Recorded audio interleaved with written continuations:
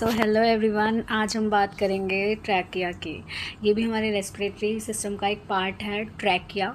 इसके बारे में बात करेंगे, ये क्या होता है, इसका स्ट्रक्चर क्या है, इसकी पोजीशंस क्या है, इसका फंक्शन क्या है।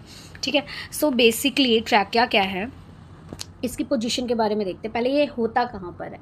सो जो ट्रैकिया और विंड पाइप, आपने सुना होगा विंड पाइप, जहाँ से हमारी हवा जाती है, ऑक्सीजन जाता है, कार्बन डाइऑक्साइड आता है। ठीक है, ट्रैकिया को ही विंड पाइप कहते हैं। It is a continuation with the larynx, लैरिंग्स के कॉन्टिन्यू में ही होता है ये, extend downwards at the level of 5th thoracic vertebra.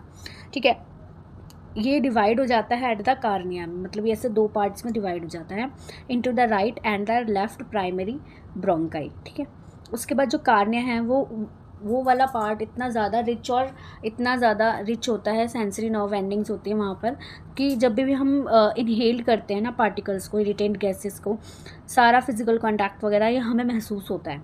ठीक है, तो trachea almost 10 to 11 centimetre long होता है, जो कि लाई करता है mainly in the median plane in front of the oesophagus, oesophagus के फ्रंट में होता है। ठीक है, अब हम इसके स्ट्रक्चर की बात कर लेते हैं। सो बेसिकली इसका स्ट्रक्चर कैसा होता है, ट्रैकियल वॉल जो है वो 3 लेयर से कंपोज होकर बनी हुई है।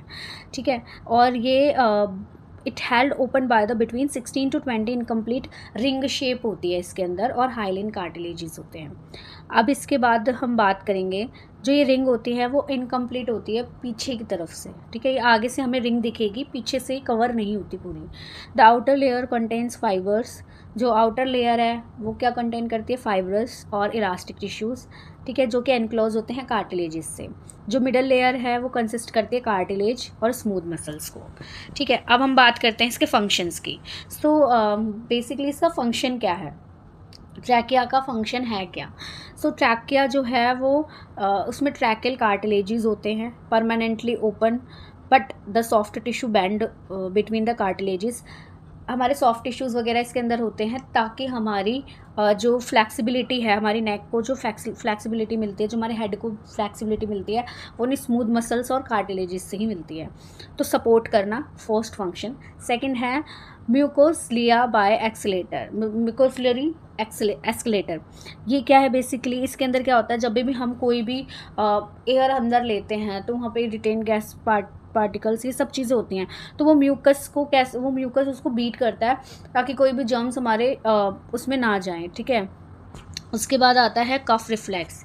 कफ रिफ्लेक्स करना इसका एक फंक्शन है, और वार्मिंग करना। So this is all about the trachea.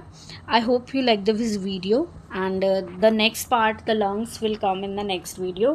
And if you have any suggestion for the video, you can comment.